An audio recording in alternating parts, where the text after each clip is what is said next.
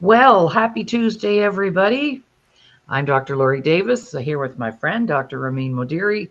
Money matters on Tuesdays. Money matters. Welcome to the show. If you're just joining us, we'll be here for the next hour or so having a chit chat about, I think I understand, about math today.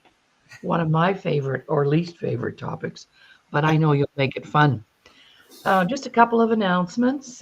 First of all, big shout out, thank you to our network, Your Home TV, also streaming live right now on Lori Davis Facebook page, Self Worth the Missing Link Superstars Facebook page, Lori Davis YouTube channel, just search Lori Davis Show Host, the Disability channel, and so many other places. And we just learned yesterday that one of our shows had 550 downloads the day of the show.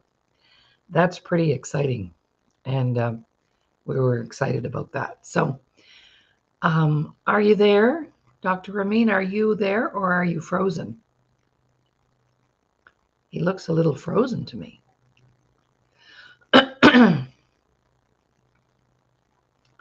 Let's see. We'll. Oh, he popped off. He'll have to come back. All right. Also, too, coming up this weekend, our beautiful Recovery and Performance Summit. We do this 4 times a year, and we've got some excellent speakers coming up sharing their recovery stories. So if you want a ticket, you just let me know, and you can email me. I'll put my email up there, and you can just call or text, call the doc, and there you have it. You can text me if you want a ticket, and I'll get back to you, and we'll make arrangements. The tickets are $25 for the whole 3 days, and you can come and listen to one speaker, or you can come and listen to all of the speakers. All right, you were frozen there. Yeah, I was kicked out, so here I am. Okay, no worries. So I was just making some announcements and talking about our recovery summit. You and I have a busy 3 days coming up hosting the recovery summit. We'll have to spell each other off in case we have to go deal with anything. But we're looking forward to that. And Kathy's here. She's always here. Kathy Bell, our support person. And welcome to the show, Kathy. Yeah. All right. Well, without wasting any more time, not wasting time, but talking away here by myself, let's turn the mic over to Dr. Ramin and see what he has to share with us today. And it's always good on Tuesdays to have a notepad, a notebook, because I don't know about you guys out there, but whenever Dr. Ramin is talking, I'm taking notes. So over to you, Ramin. Thank you for being here today. Oh, thank you for having me. Always fun to be here. It's wonderful to be Tuesday again. So I I'm know. glad. So we had our Memorial Weekend yesterday. So I hope everybody had a great weekend in the United States. So anyway, I thought this week we'll make math fun, especially for our younger generation who always question parents. Why do I have to go to my math class? It's so boring. Or what do I get out of it? But anyway, last week what we did, we were talking about general financial, um, as far as spending and management. I got some really nice feedbacks, and some people commented that they really liked like our 50-30-20 rule. Some Yes. people said, "Oh, we like that 1-2-3% rule." So I thought, why don't we combine math and financials rule of thumbs? As simple rules that we can apply. A word of caution: these are just a starting point for simplicity. Of course, you need to. Each person has a specific situation, but it is a starting point. It's something that everyone can kind of apply and understand, and then we build on that. So one of the things when we come to numbers, and I think most people probably familiar are with that 80-20 Pareto rule. And that 80-20, we've heard it whether we are at work or whether in the business, people talk about again, the Pareto was, started by Wilfredo Pareto, who was actually a polymathematician who really loved sociology in 19th century, and he lived through 20th century, and he found out that 80% of the consequences come from 20% of the causes. So there's variety to it, but even to this day, it does work because we find out the yielding of the highest returns, that 80% comes from the 20% of the work we do or workforce we have. Using examples, for instance, 80% of the customer accounts are responsible for 20, but 20% of our major customers, they pay 80% of the profits. Or when we talk about manufacturing, 20% of manufacturers, when it comes to business, they're responsible for 80% of the products or the market. Or the sales rep. I mean, I know a lot of, again, in marketing, 20% of the sales reps, they're the 80% of the production. As a matter of Right. fact, a tidbit when we think about in 2002, Microsoft decided specifically use that 80-20 and allocated its resources to patch only top 20% of the bugs. So he didn't go 100% of the bugs of the viruses. He said, you know what? Instead of putting all our resources and spend, we only use that the top 20%. And it worked out. So this 80-20 is a guideline and a lot of people can relate to. So saying that, I'm going to give you some, again, financial rule of thumbs that we can apply and in our everyday lives, including in finances, general finance, and basically we're going to go to investing and asset allocation. So the first one, probably most people have heard, it's a mathematical concept, is the rule of 72. So the rule of 72 says that how long does it take to double your money based on the interest rate that you're receiving or whatever return on your money. So for instance, if I'm getting 8% on my investments or my savings or whatever, hopefully you can get 8%. You divide 72 by 8, and it will take you 9 years to double your money. So if I put my money in a vehicle, get 8%, in 9 years I will double that money. So this is a kind of a known fact. A lot of people, I remember I was a child and I remember my uncle taught me that. But it's a simple rule. So I don't have to get my handy dandy financial calculator to sit down or go online. Here I can just do a mental calculation. But not many people know there is a rule of 114. Rule of 114 says that how long does it take to triple your money based on the interest rates? So for instance, if you're making 6%, 114 divided by 6 is 19. So it will take you 19 years to triple your money. And we go one further, there's a rule of 144. How long does it take to quadruple your money? The 72 times 2 is 144. And that one, again, let's say you're making 12%. And if you make 12% in 12 years, you will have 4 times your amount. So if you have 100,000 and make 12% a year, then in 12 years, you will have 400,000. So these are the simple rules of interest, we call. So how you can double, triple, or quadruple your money without really using financial calculator. All right.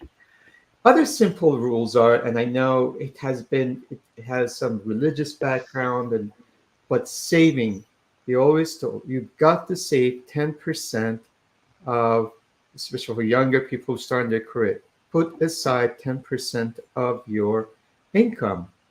In also the other ways, put the 20%, 10% for savings, 10% for tithe in the religious ways or charity. So use that, give to your community. So once you do that, you got to do it on top of your income, not wait till what is left. So 10% for retirement savings and 10% for, again, for your charitable contribution, for religious contribution. So that's a 10 and 20% rule.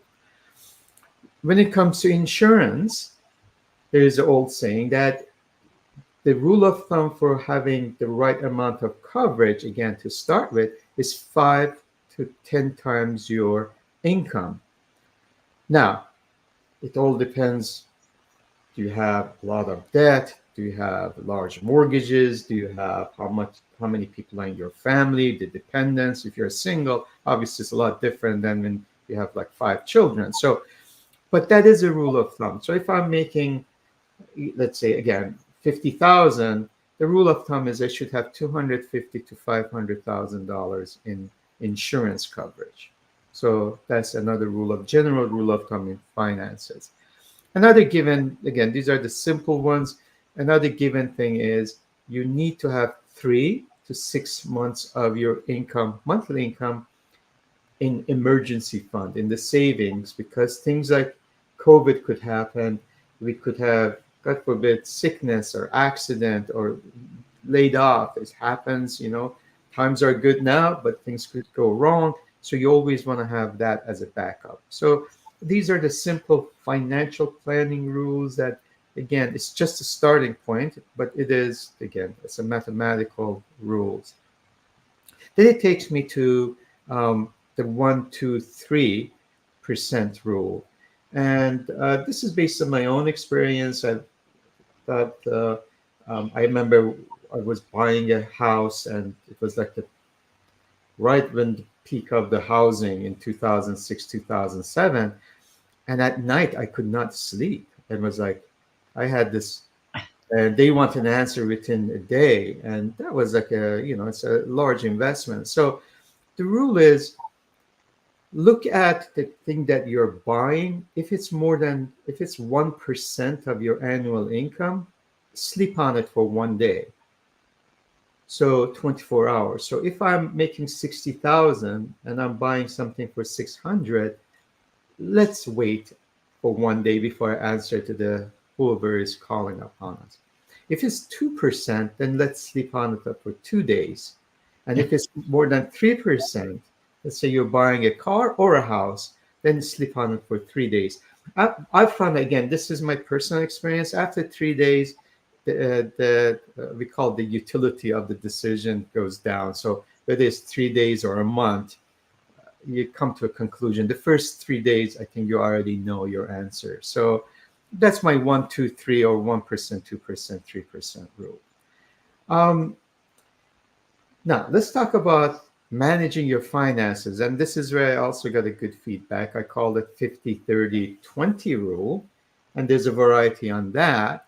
Was, you want to spend 50% of your income on things that are needed, everything that you have to have. Again, it's food, shelter, it's insurance.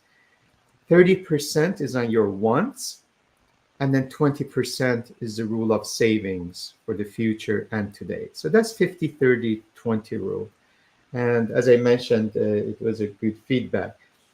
What we take a little further, in the same concept, there's something called 60-40 rule. So what this 60% says, it says that on the 50-30-20, it is after taxes. So you already paid your taxes. So whatever you get net income, 50-30-20 applies to that. So whether it's the shelter insurance. In 60-40 rule, that's on your gross income.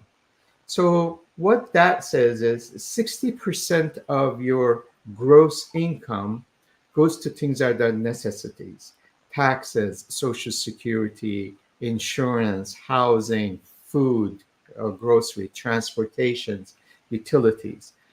And then the other 40%, you have to decide to put for 10% for retirement, 10% for savings. And then what you need to do is basically there's a long-term savings, there's a short-term savings, but make sure you put 10% for fun things. So the 60 is the necessities and other things, but also for the, again, for taxes and social security. The other 40 is for your own good, for retiring, for savings, for could be giving, again, the charitable, but 10% also things that you like to have trips, buying clothing, things that you don't, it's infrequent. So you put money aside for that. So basically, there's again, the 50-30-20 and 60-40 are kind of similar, but again, one is before taxes, one is after taxes. One looks at all the expenses, necessities, one looks at the wants and the needs, and then the savings. And the 60-40 looks at your basically splurging. It asks you, okay, put 10%. This is your fun account. So it's good to have fun. So, how are we doing time wise? Well, we're doing good. Maybe we'll take a little break, get your thoughts together. Although your thoughts are already very together, I know that. But just a little opportunity also for me to promote our viewers into the idea of putting some of their money here. Yeah. And there's a variety of ways to do that. You can place an ad, and I'm going to give you a sample of an ad today so that you can see what can actually take place. And so this is, I did this yesterday, and I'm sure our viewers really enjoyed it, but one of my facilitators put together a little 2-minute clip promoting her well-being and what she did here. So we're going to do that, and just to give you an idea of what could happen if you decided to place an ad. So we'll be right back. Here she is.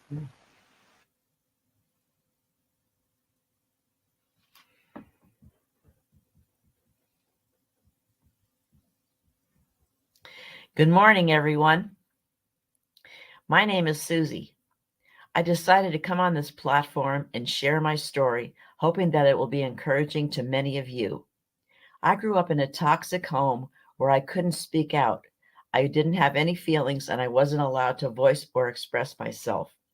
This led to me being engaged in a marriage for 24 years where I felt I didn't have a voice. I felt I just had to accept my lot and make the best of it.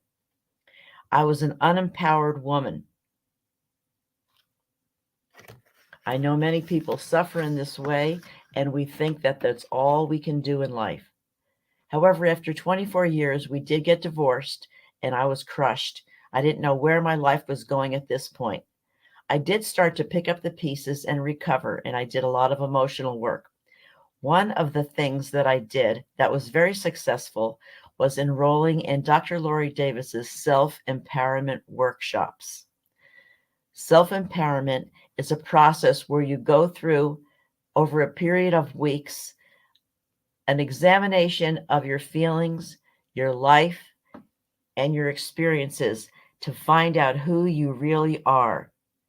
I became a woman with a strong voice. I became an author, a speaker, and an entrepreneur. I learned that who I was mattered. Since taking Dr. Lori Davis's class, I've gone on to encourage other people that they too can become the hero or heroine of their own story. No matter what situation you find yourself in, your life is valuable. Your voice counts. So find out more about the self-empowerment workshops, because you too can climb out of whatever wreckage you are in and become a glorious person in a new life. Thank you so much. Yeah, wasn't that cute? So that's a little longer than we would normally put an ad up, but I just wanted to share a sample of, if you have a cause, you have a product, you have a service that you'd like to promote here on the show, please reach out to me and we'll make that happen. All right. What did you think of that, Dr. Ramin? Wow, that's awesome. Wonderful job. Yes. Good morning, Virginia. All right. Over to you, Ramin.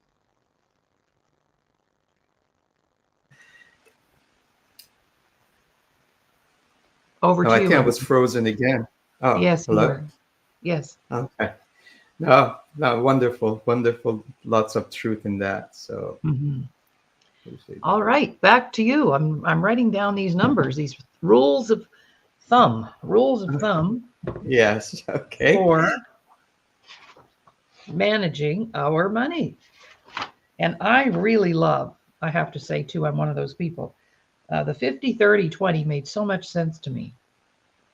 And I think I've probably done that, but I didn't realize what I was doing. Mm, Right. So it's good to know that, that things are actually, and that started out though, very young in my very first marriage. My husband was very good with money. And I remember us cashing our paychecks because back then you could just go to the bank and get your cash. correct. And he had all these envelopes at home. And he'd have one for mortgage, all the things you mentioned. And every time we got paid, the money was divided up and put in those envelopes. And you know what? 15 years later, after he left the planet, I had $6,000 in my grocery envelope. That's how much, yeah, yeah. So because in the 70s, you dealt a lot in cash. So, we were able to manage the cash, I think, a lot better than we can manage the plastic, Absolutely. right? So, yeah, I had all this money in the envelopes like that we hadn't spent, but each paycheck, something from every paycheck went into every envelope.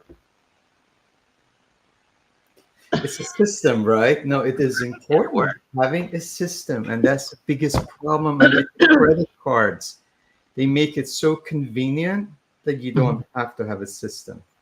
That's You right. can worry about it later. Everything is later. Later. Yeah. Right. So this kind of puts you on the spot. Mm. Awesome.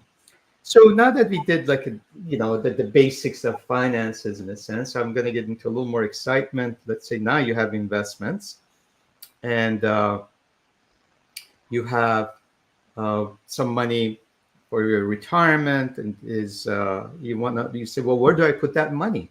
And we call it asset allocation. You've heard of don't put all your eggs in one basket. Make sure things can go wrong in there are times that you make sure you're kind of have diversification, we call. So that's called asset allocation. So there is something called 10-5-3 rule. Again, it is the simplicity, right? Doesn't It's not exact science, but what it says is if you have your money, usually people think of stocks or equities. Well, just think that in the long run, stocks do about 10%. Then the more conservative portion of your investment will be in bonds because they are fixed income. They will do 5%. And then your cash or savings will do 3%. So when you're, divvying up your investments, that's just again very simple. It's not really very scientific, but it's 10-5-3. 10% stocks return, 5% bond. Or you can move it like 9-4, but that's the old rule. But this is something that a lot of actually financial planners in old days used to do is here you have your portfolio, you have your money in retirement account or in investment account, and you're thinking, well, how much of that should go to stocks? They're very exciting, but they also have risk, higher risk than, let's say, savings account or fixed income account and like treasuries. So the old rule of thumb was, it's called rule of 100. And basically, you deduct your age from that 100. And based on that, that's how much of your money should be in equities or stocks. So let's say I'm 60. That rule will tell me 100 minus 60, I have to have 40% in stocks. But now, this was old days. We are living much longer. So that 100, rule of 100, has changed to 120. And again, because of inflation and other things. So instead of using 100, let's say I'm 60 now. So 120 minus 60, I should have about 60% in stocks. And the rest will go in more conservative, such as bonds or cash. So how are we doing? Does that make sense? Hmm. Yeah, Yeah. that's the starting point, right? So it is the simplicity. We'll go a little farther into that. So based on that, now Warren Buffett came with his own rule. And Warren Buffett said, okay, why don't we do this? We have a 90-10 rule.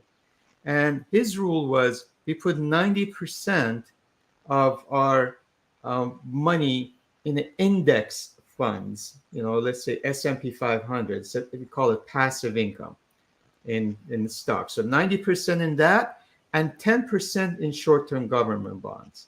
And that was his philosophy. As a matter of fact, this is the strategy that he's done because he's not leaving any money to his children. Very small amount. He's probably third richest person in the world. But him and Bill Gates, they started a foundation. There's a trust. So this is how that trust will be managed when he passed away, and it's going to be a 90 in index funds and 10% in short-term government. So that's Warren Buffett. But again, we can also have 70-30 rule, 60-40 rule. 60, that's another given fact that a lot of people who don't have a lot of foundation in investment management, they say, okay, 60% in stocks, which are more risky, and 40% in bonds. Generally, they feel that's diversified, but that's a very simple way. Some people do 70-30 or 80-20, but this is the simplest way of going. So it, again, starting point, it allows you to have a little risk management based on our age, but it's a very cookie cutter. So it's not based on the market dynamics. It's not based on your own income requirements. It's not based on your needs, the dependence you have. Now we are in we have our parents we have to take care of. We also have our children we have to take care of. So we have to take that into consideration. Financial obligations, we could still be in 70s and still have mortgage, obligations. So but it is a starting point. It's the math, right? So we just want to start and then we can work on that. Now that we talk about retirement, there's also another general rule is, let's say I have $1 million in my retirement account. And I'm like 65 years old. I want to see how much a year can I take without depleting my investments.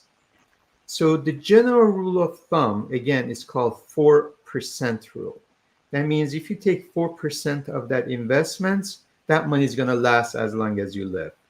But again, it's a very general rule, again, depending on your obligations.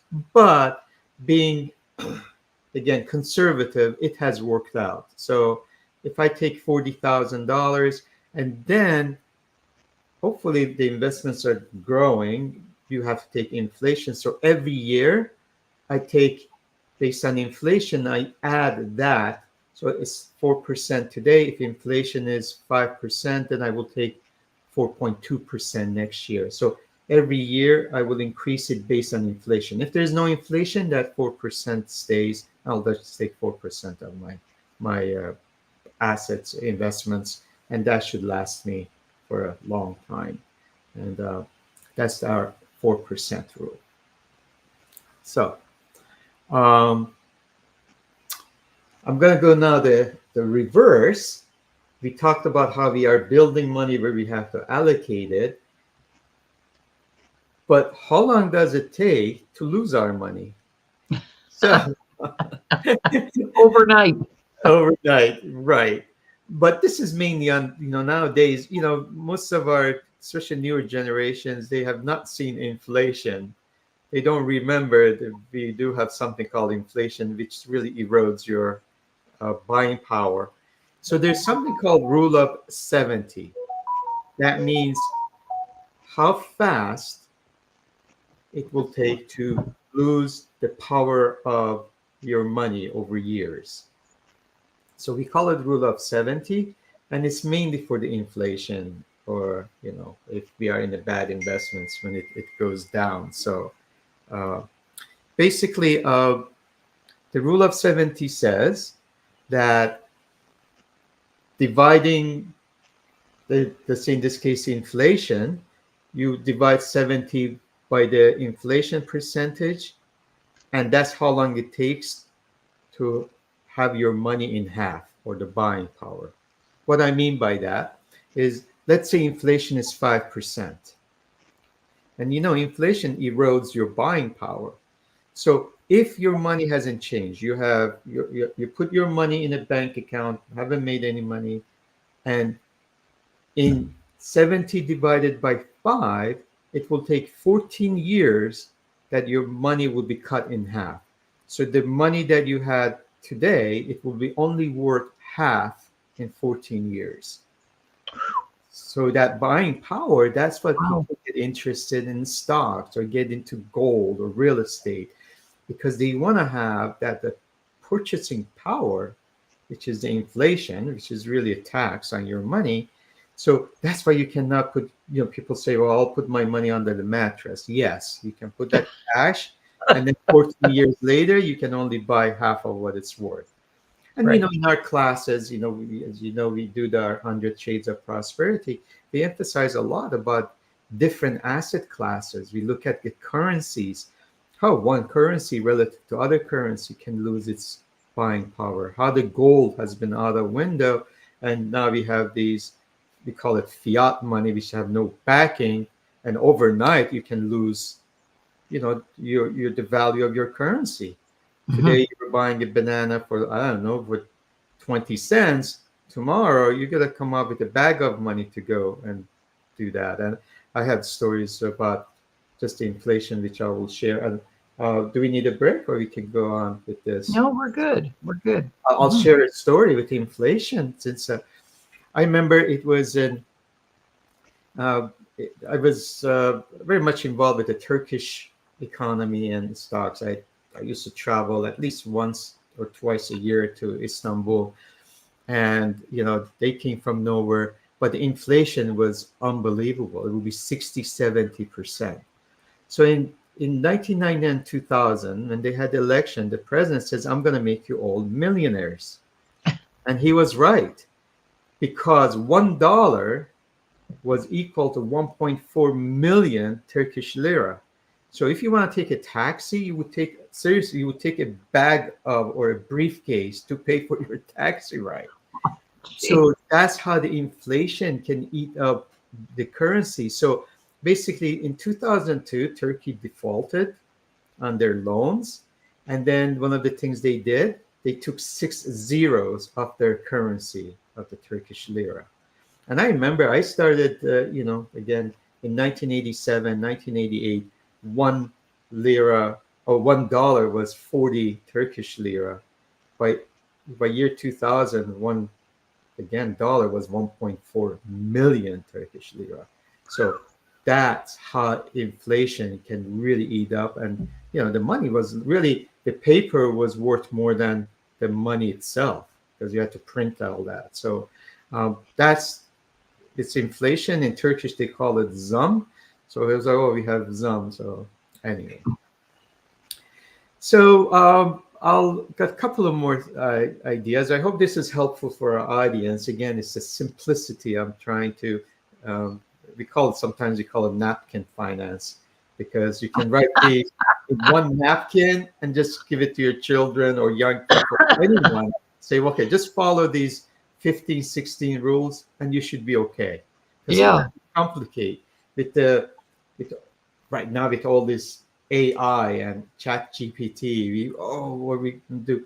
Everybody wants to get things complicated. Sometimes simplicity and common sense, we talk about that, is the best teacher. Mhm. And that's why, again, we respect some of our things that our elder have experienced. And I like your story about these envelopes. It's all Oh, about the system. See, you already know, and it's visual, and it's done. and we always had lots of money. Oh, he's frozen again. I remember never having a credit card. Spreadsheets and millions of papers print. Yeah, Yeah. I'm back. I don't know what's going on, but anyway. Oh, that's okay. So Well, I was just saying, we had, and with that system, there was always cash or money for whatever we needed, and yeah, that was never an issue really, when I think about it. yeah. Hmm. I know people. I share another story. In 1980s, I had one client, beautiful family, and I didn't have any family. And it's like Thanksgiving, they would invite me to come over, and um, one time they had like 7 children, and the husband was making like $20,000 a year. But you know what? They had their house, the 7 children properly mannered. They had nice clothing. They fed. They would invite everyone. They fed on 20,000. They were managing it. We are in Orange County. People are making 500,000, $800,000 a year, a million a year, and they cannot. They are always in a hole. They are living paycheck to paycheck. They're constantly using their credit cards, and so it's all about. It's not about how much money you make; it's how much money you keep, and that's again a simple common sense rule. But a lot of people keep thinking, "Oh, I'm going to make more money. I'm going to." No, it's how you use that money. Again, this is another lesson for our graduating students. This is the time of the year that students, high school and colleges, they're graduating. They all think about the dreams of, I'm going to have this $200,000 a year. Yes, but if you have bad spending habits, if you think shopping is your therapy and you can just go out to the mall and spend and feel good about yourself, well, Good luck. that's a problem. Yeah. Yes. So, and that's what we emphasize a lot about that savings and think about yourself first in that way. But, Right. yeah. Well, I have a little story too around that. Yeah. I had a client one time, this was years ago, and I was dropping off her cosmetic order, and um, she lived in like a row. You know what I mean by row housing? Like they were like all joined together. Brought up 3 children. She never worked a day in her life. Her husband had a job in Halifax at the dockyard. They never bought a home. They didn't have a vehicle. And like you said, you were sharing about that family. I have no idea what kind of money he would have made. But he retired. And I went to drop off some products to her, and she was all excited because they were going to have a big retirement party for him at work and all this kind of stuff. And she said, yeah. And after 25 years of not having to own a home or a vehicle, we could probably go out now and buy the most expensive house in Nova Scotia. Wow. But we're going to go on a cruise to start with. But they had saved all this money for the retirement plan, brought up their kids. I mean, because when you think about it, 25 years sounds like a lot of years when we're young, but as we get older, it's No. nothing. It's nothing. And so, yeah, so they had a system, whatever that was. But they had made a decision when they got married. They were going to get tied up in a mortgage, insurance, taxes, all that. They just rented the whole time. No vehicle. Just imagine if I added up what I've spent on vehicles alone, I could retire right now. So yes, over to you. That's my little. Excellent. Yeah, no, it's true. And then it goes back to discipline system. And so we're almost to the end of our little financial rules of thumb. And this one is about how do we know we are wealthy? Our net worth test. How's that? So this comes from our, it's a famous book, and I know you're very familiar, The Next Door Millionaire, right? By Thomas Stanley and Danko. They wrote this book, and they want to come up with a simple idea at any stage of my life. How do I know I have the right net worth and I'm wealthy? So their rule was, again, very simple. You look at your age, divide it by 10, and multiply it by your annual income. So if you have that money as a net worth, which is your assets minus liability, then you're wealthy. So I'll give you one example. For instance, I'm 40 years old. I divide that 40 by 10, so I have 4 multiplier, and I make $100,000 a year. So if I have $400,000 in somewhere in investments, net, again, assets that I have, then I'm meeting my objective. And that's what I know I'm the right place. Now, if you're in the negative, then you've got a lot of work to do. So, but we call it, again, the net worth test. So, um, in conclusion, with all these financial rule of thumbs, again, these are things that just as a measuring and starting point. Again, each one of us have very different, situation. We have to take into, again, where we are. Some of us have more aggressive objectives. Some of us have more conservative. But I thought this allows you to have more of again, just a starting point, something that if you, as I said, if you, especially again with youngsters, you sit down and you have like 15 minutes to talk to them, well, you can give them this list and say, listen, honey, if you want to succeed in life, maybe you should apply these rules. And as we mentioned, again, with the easy debt, with the credit cards, digital currencies, now things are a lot harder to manage than it used to be, just cash. Cash, if you don't have in your hand, you can't spend it. So that was end of that. One more thing is completely out there. It's it comes in investments, and just leave you with that. And that's there's if you're involved with hedge funds, sometimes you hear there's a 220, and basically if you were or in any type of investments. There's a 2 and 20. There is 1.5 and 50. Basically, in the hedge funds that they manage other people, well, accredited or people who are high net worth investors. They manage their portfolios in sometimes very risky businesses, although it's called hedge. So there's 220. That means they charge or they get compensated 2% of the money under management. So if somebody gives them $1 million, they take 20,000 no matter what. And then they take 20% of the profits that they make for them. So for instance, if they make 20%, or let's say they make them 10% return, they take 20% of that 10%, which is another 2%. So on $1 million portfolio, they make like $40,000. So it's incentive for these hedge fund managers to do better job or make higher profits. The negative side is that because they know that incentive, they know if I make 50% for the clients, I can make a lot more money. I mean, 50%, they can make 10% of that whole portfolio. Mm-hmm.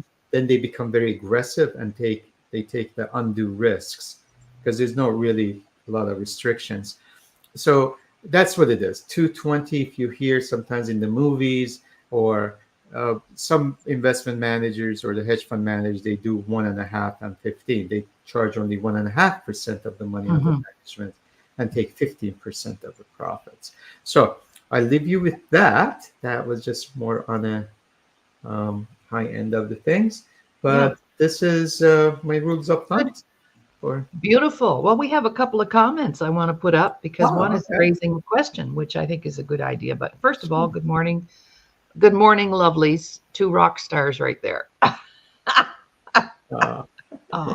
Thanks, Nadzed. Oh, so sweet. So nice. Yeah. Now, Kathy had a question. Virginia says, great advice as always. Yes. And we always, even if you just pick up one thing, one, like last week, that number 50, 30, 20, like that was powerful, just that one piece of information. But here's an interesting, Kathy had a question. I don't know how you can save when you're renting. The rents right now are terrible, i.e. $1,800 a month for a 1-bedroom. Where do you live? Whoa, I'd say move. That would be my suggestion. Out of the province, maybe, Kathy. Yeah, but No, you that's know, actually, I appreciate it, Kathy. yeah. That's a great um, concern. And a majority of places in the United States are, falling to the same problem. And so in the United States, we have our inflation index. So so it's a basket. So we call it CPI. So believe it or not, it's the majority of that comes when we think about inflation, people think of like food, but the housing Mm. is, and they keep changing the indexes. So we had one a couple of years ago, and they just did it. Housing is the biggest portion of that inflation index. And then we have the energy, like gasoline and other thing. And then we have the food. And then we have services like insurance and transportation, your used cars. So what happens, the reason that the rents still up there is when the COVID happened, Mm. the housing supply just went down. And a lot of people remembered they were not going to work. So they stayed home. And they started moving to suburbans. They didn't want to be inside the city because of, again, they weren't work, so they want to be outside, not have a lot of contact, stay with their family. So they were looking more on a nature, bigger places. So if you notice, real estate demand went to the roof. The prices just kept going up. The rents at that time did not go up, but the housing did go up. So basically, the prices of the houses kept going up because there was this demand, and people were, you know, adding to their, there was, because they're at home, they have nothing to do. Interest rates are like at such a low rate. They were borrowing at 2 or 3%, building their kitchen. They're adding rooms, so they kept the price up. But the rent, unfortunately, didn't, at that time, it was not keeping up. Now the rents are catching up with that. So we have this delay that, although we have stability in a lot of housing with the higher mortgage rates, people bought these houses, some of them that at more expensive times, a couple of years ago, a year. Now they have to pay those mortgages with higher interest rates, or they're demanding more. And it is a big problem. I mean, my daughter is looking for one studio. She wants to run her own in New York City. I mean, the studios are $4,000 or $5,000 for a studio. I mean, that's how you gonna, be a student or work. I mean, in New York, I mean, you gotta make $100,000 to $120,000 to have a one bedroom. So she has a very valid point. Uh, it's just not enough against supply, and that's has been, again. There's a lot of people also not able to afford the housing. They cannot buy a house because, again, not enough supply. But the mortgage rates have gone up. The mortgage is taking a lot more out of your paycheck than it used to be. Everything is relative, right? So all of a sudden, there's demand for the rent. So I agree with you, Kat, and that's the dilemma.